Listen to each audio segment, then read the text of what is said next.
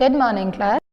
So previous lectures में हम लोगों ने क्या किया था, एडजॉइंट से रिलेटेड दो थ्योरम्स की थी। इस लेक्चर में हम क्या करेंगे, इनवर्स से रिलेटेड कुछ थ्योरम्स करने वाले हैं। सो उससे पहले देखो, वैसे आपको इनवर्स तो पता है कि क्या होता है, बट एक बार प्रॉपर डिफाइन देख लेते हैं कि इनवर्स या फिर रेसिप्रोकल, इनवर्स को रेसिप्रोकल भी हम लोग बोलते हैं। तो इनवर्स या reciprocal of a square matrix क्या होता है।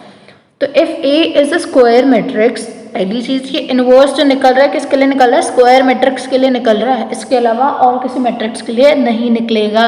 अगर हमें किसी मैट्रिक्स का इनवर्स फाइंड करना है, then that matrix should be a square matrix. तो a square matrix of order n and there exists another square matrix B।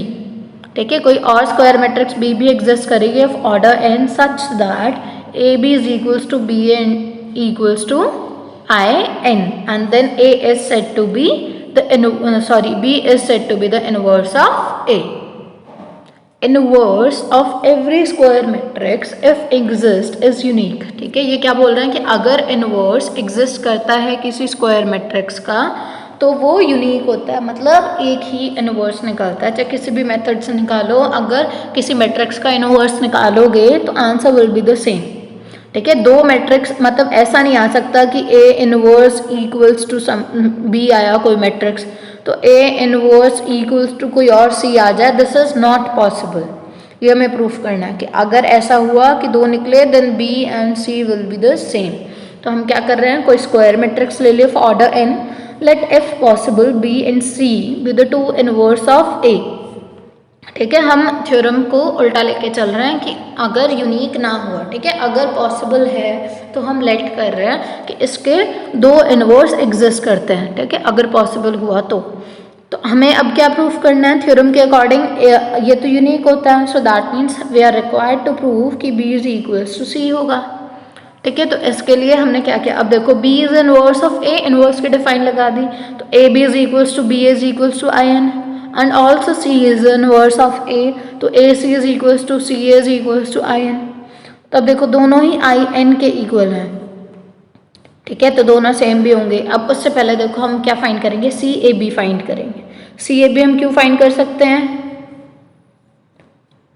देखो दो मैट्रिक्स का प्रोडक्ट हम कब, A अगर कोई मैट्रिक्स है एंड B कोई मैट्रिक्स है तो हम A इंटू B फाइंड करने की भी कंडीशन होती है। क्या, अगर A कोई M क्रॉस N मैट्रिक्स है और B कोई P क्रॉस Q मैट्रिक्स है तो A B हम तभी फाइंड कर सकते हैं जब N इक्वल्स टू P होगा, सेकंड वाले के कॉलन और फर्स्ट वाले की रो सेम होनी चाहिए, तभी हम प्रोडक्ट फाइंड कर सकते हैं, नहीं तो हम A इंटू B डिफाइन ही नहीं होता, हम मल्टीप्लाई नहीं कर सकते। तो यहाँ जो है इन तीनों को मल्टीप्लाई कर सकते हैं, क्यों, क्योंकि ए बी को मल्टीप्लाई करेंगे तो कितने ऑर्डर की मैट्रिक्स मिलेगी, n क्रॉस n की, और n क्रॉस n को फिर से n क्रॉस n से तो मल्टीप्लाई कर ही सकते हैं ना। ये वाली कंडीशन देखनी है आपको, हर बार तीन मैट्रिक्स को मल्टीप्लाई किया ना तो हर बार दो दो को पिक करके ये कंडीशन देखनी है कि फर्स्ट वाले के कॉलम्स और सेकेंड वाले की रो सेम होनी चाहिए, number of rose and number of columns, not आप वैल्यूज मैच करने लग जाएंगे। सो C इंटू ए बी, तो ए बी को एक ब्रैकेट में रख लिया और ए बी की वैल्यू कितनी है IN, तो IN लगा दी। C को IN से मल्टीप्लाई करेंगे तो C ही आएगा फिर से। ठीक है, और अगर CAB को हम ऐसे भी तो कर सकते हैं कि CA को एक ब्रैकेट में ले लें, B को साइड में कर दें, है ना, क्योंकि मैट्रिक्स मल्टीप्लिकेशन इज एसोसिएटिव। तो ये क्या हो गया IN, क्योंकि CA क्या है IN है, तो IN into B is B। तो देखो CAB ही यहाँ फाइंड किया, CAB ही यहाँ फाइंड किया, तो दोनों की लेफ्ट साइड तो सेम थी, तो जो राइट साइड आई है वो भी तो सेम ही होंगी, तो B is equals to C। So that's the proof of theorem number 1। अब आते हैं थ्योरम नंबर 2 पे।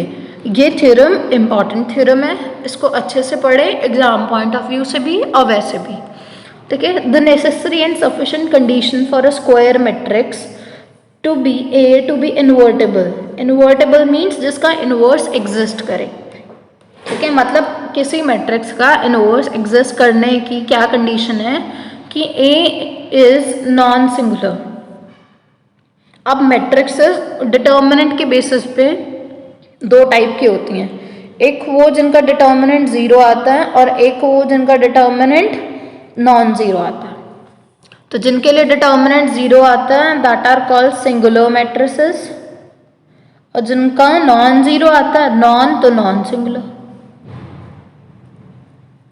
ठीक है, तो ये नॉन सिंगुलर होती हैं। तो समझ आ गया कि सिंगुलर और नॉन सिंगुलर क्या होता है। तो यहाँ पे नॉन सिंगुलर गिवन है, तो मतलब अगर हमें ये प्रूफ करना है कि किसी, मतलब हमें इस थ्योरम में क्या प्रूफ करना है कि कोई भी मैट्रिक्स का इनवर्स तभी एग्जिस्ट करता है अगर उसका डिटर्मिनेंट नॉन ज़ीरो हो, और उसका रेसिप्रोकल भी प्रूफ करना है, उल्टा भी प्रूफ करना है कि अगर किसी मैट्रिक्स का डिटर्मिनेंट नॉन ज़ीरो है तो उसका इनवर्स भी एग्जिस्ट करेगा। हमें थ्योरम को दोनों साइड से प्रूफ करना है, एक साइड से प्रूफ नहीं करना।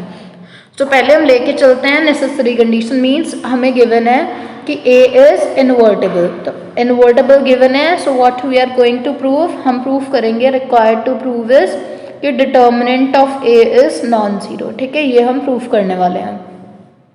तो वो करने के लिए हम क्या करेंगे, A इनवर्टेबल है, इनवर्टेबल है तो कोई मैट्रिक्स B आएगी सेम ऑर्डर की जिस ऑर्डर का A होगा, such that A B is equals to B is equals to I N. ये तो हमने सिर्फ डिफाइन लगाई किसकी, इनवर्टेबल मैट्रिसेस की, मतलब A इनवर्स की डिफाइन लगाई। ठीक है, अब दोनों साइड डिटर्मिनेंट ले सकते हैं, मैंने दोनों साइड डिटर्मिनेंट ले लिया। तो ये determinant of A determinant of B और ये determinant of B determinant of A equals to I N. अब आइडेंटिटी का डिटर्मिनेंट क्या होता है, 1, तो इसका डिटर्मिनेंट आ गया 1। अब देखो A और B दोनों की प्रोडक्ट की 1 आ रहा है, B और A दोनों की प्रोडक्ट की 1 आ रहा है, तो क्या इन दोनों में से कोई भी नंबर 0 हो सकता है? ये भी कोई नंबर है और ये भी कोई नंबर है, दो नंबर की प्रोडक्ट 1 आ रही है, तो इसका मतलब है वो दोनों के दोनों ही 0 नहीं है, क्योंकि अगर दोनों में से कोई एक भी 0 होता तो दोनों की प्रोडक्ट करते तो आंसर विल बी 0। ठीक है, तो हमारे पास ना तो ये 0 होगा ना ही ये 0 होगा, तो हमें तो यही चाहिए था determinant of A not equals to 0। So this implies कि our A matrix is a singular matrix. तो हमारे एक साइड से थ्योरम प्रूफ हो गई। अब सेकेंड साइड से बात करते हैं कि हम लेके चलेंगे कि डिटर्मिनेंट नॉन सिंगुलर, मतलब मैट्रिक्स नॉन सिंगुलर है, मतलब डिटर्मिनेंट नॉन ज़ीरो है, and we are going to prove कि A इनवर्स एग्जिस्ट करता है। ठीक है, और A इनवर्स एग्जिस्ट करता है means we have to prove कि A B is equals to B is equals to I of N। तो देखो अब हमने थ्योरम नंबर 1 पढ़ी थी एडजॉइंट की कि A into adjoint A equals to adjoint A into A equals to determinant of A into I N, ये सबने पढ़ी है। अब देखो क्या मैं दोनों साइड डिटर्मिनेंट ऑफ A से डिवाइड कर सकती हूँ, कर सकती हूँ या नहीं, क्योंकि determinant of A not equals to 0 है। ठीक है, नॉन ज़ीरो नंबर से तो डिवाइड कर सकते हैं ना, 0 से नहीं डिवाइड कर सकते। तो this is a non zero number, तो हम दोनों साइड, दोनों क्या तीनों साइड जितने भी हैं सबसे डिटर्मिनेंट ऑफ A से डिवाइड कर दिया, ये वाला तो कैंसिल हो गया, सिर्फ आई एन बचा। तो ये क्या है, ये भी तो एक मैट्रिक्स है ना, एडजॉइंट ऑफ A एक मैट्रिक्स है, उसको एक नंबर से डिवाइड किया तब भी वो एक मैट्रिक्स ही है। तो क्या मैं इसको ही B लेट कर लूँ, इसको हमने क्या किया B लेट कर लिया, तो ये AB इंटू ये A इधर नहीं आएगा, दिस A इज हियर।